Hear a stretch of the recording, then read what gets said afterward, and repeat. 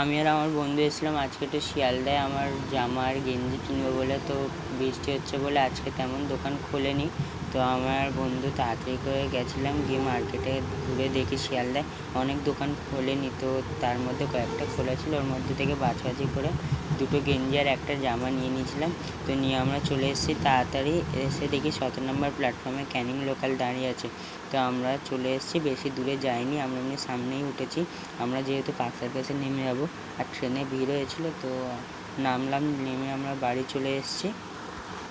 এই একটা গেঞ্জি আর এই আরেকটা আর এটা জামা, এই তিনটে কিনেছি। তো কিনে নিয়ে ওইগুলো গুছিয়ে রেখে দুপুরে খেয়ে নিয়ে তো চলে যাচ্ছে এখন একটু ঘুমাতে, কোনো কাজ নেই যেহেতু।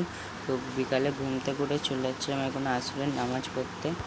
আসরের নামাজ পড়ে বাড়ি চলে এসেছি। এসে মার পানি ভরে রেখেছিলো, ওগুলোকে বাড়িতে রেখে দিয়ে বসেছিলাম কিছুক্ষণ। তো বিকালে মগরিবের আজান দিতেন যাচ্ছিলাম নামাজ পড়তে। তো আকাশ মেঘ করেছে, দেখো কত সুন্দর লাগছে এখানটায় মেঘগুলোতে, সেখানে ভিডিও করেছিলাম।